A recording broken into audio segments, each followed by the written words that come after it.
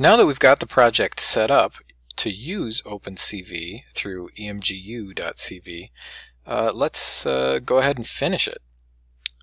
Here's a synopsis of what we're going to be doing. We're going to use the webcam in my computer to capture an image and then use Emgu.CV to detect any faces it can find in the image, and then one by one go through and draw a rectangle on top of the image indicating where Emgu.CV finds faces. Now that we've got our project set up, let's go ahead and finish the program. Let me give you a synopsis of what we're going to be doing.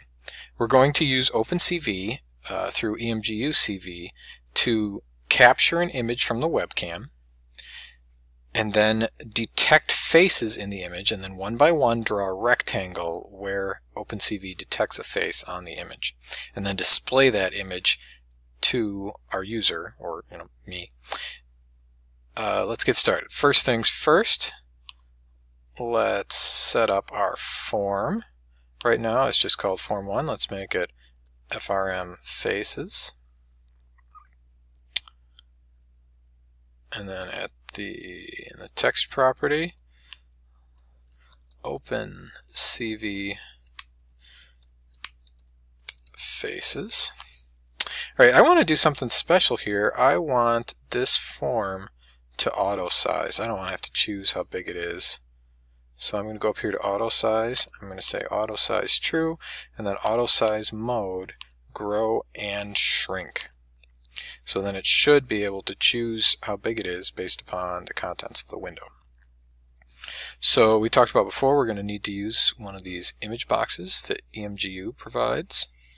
So I'm going to add that to the form, make it a little bit bigger, and let's see, we'll call it IMG Faces. And I think I want that to auto size as well. So let's see if we can figure out how to do that. Here we go, size mode normal. How about size mode auto size? Perfect. Alright, now as I said, we're going to capture an image from the camera, but I don't want to just capture one image. I want this to continually look and find faces in images. So we're going to capture an image and then another image and process it and keep going and going. So we'll need some way to do that. I'm going to use a timer control in Visual Basic to do this, to set up this kind of loop.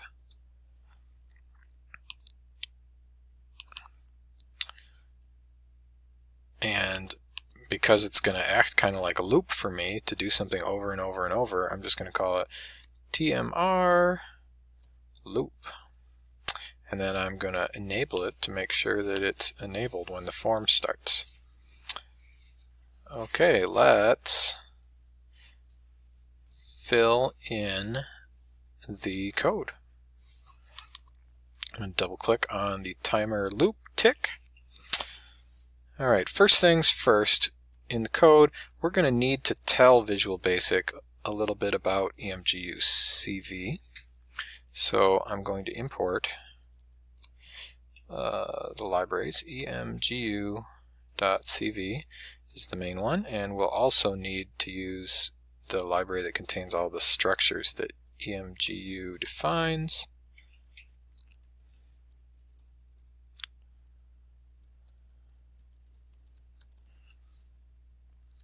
Alright, there we go.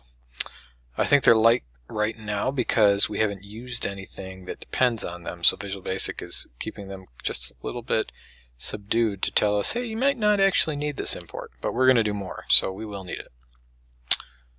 Okay, we're going to define a couple of variables here. Let's dimension define our capture device as video capture. Make a new one. Now, video capture takes at least one parameter. It's a number, and my computer has two webcams. It's got a front-facing camera and a back-facing camera, and I happen to know that the camera that's going to let this program see my face is camera number 1, so I'm going to put that in there. Then we'll need to define our classifier. That's what looks at the image and figures out what it can see.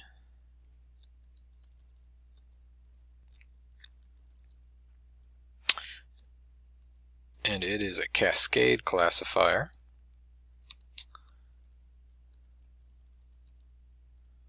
New cascade classifier. And this is where we need to supply the path to that file that we were talking about before, this har-cascade frontal face alt2.xml. And it's going to copy it into the application startup folder. So application.startup path plus I'm going to use a line continuation character that's an underscore so that we can go down and keep working on this.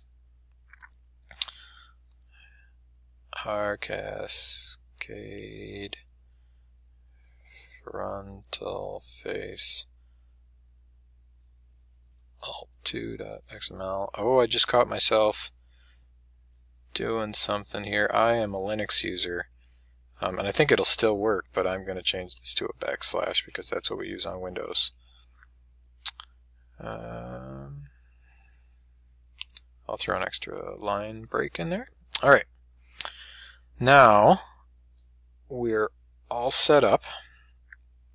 Let's finish out the timer tick, the loop of what we want to do each time. Alright, we're going to define a couple of images.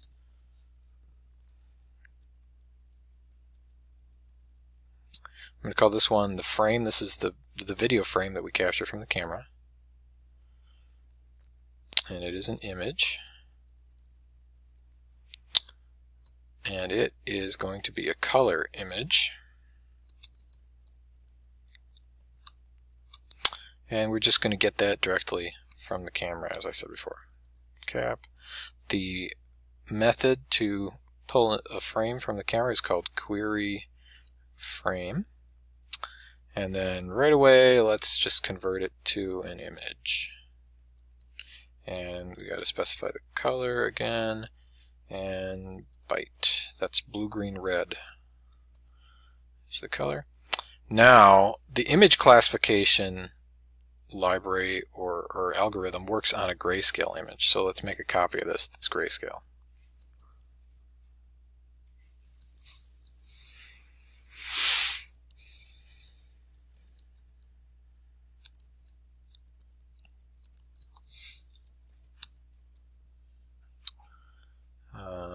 We're going to take our image frame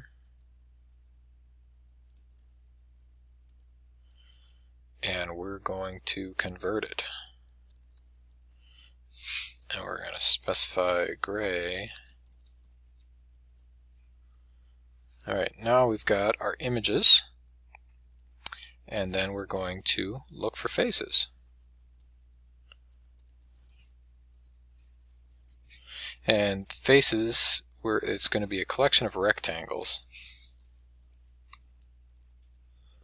That's what the little parentheses mean. And we're going to use our classifier to find that. Detect multi-scale, that's what we want. And it's going to look at gray frame. And we can supply a lot of other parameters. You can read about it here in the help, but we're not going to need those right now. Alright, then we loop through the faces.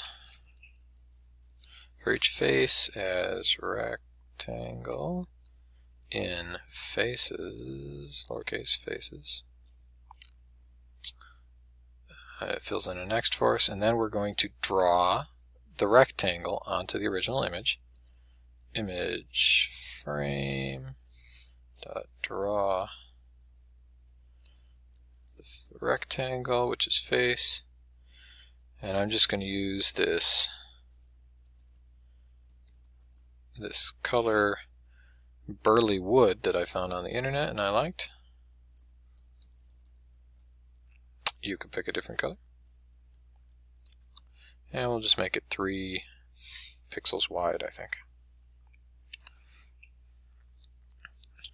Alright, and then we have an image that's got all the rectangles drawn on it, and the last step is simply to display that in our image box by setting the image property to image frame.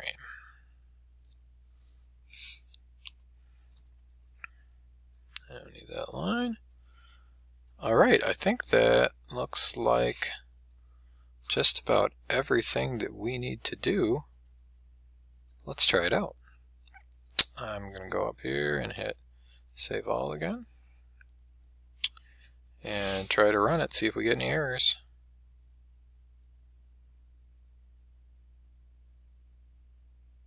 There are some errors, so let's try to correct those quickly.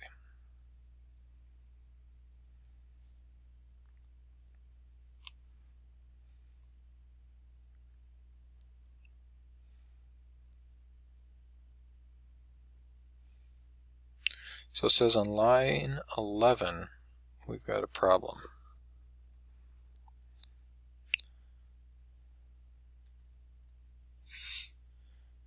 Image frame.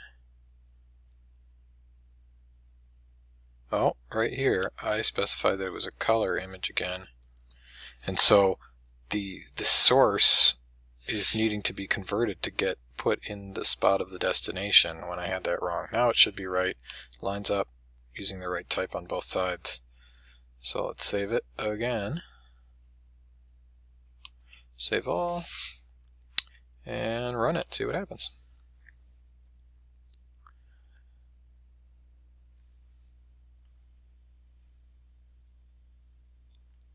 And there we are. You can see my face. It's a little bit bloomed out because I've got a window right behind me. And what's interesting is that it doesn't just detect one face, it can detect multiple faces. Come here, Maggie. So at one time we've got it detecting two faces. So there you go. Hopefully this gets you started with OpenCV and Visual Basic. Alright, see you later.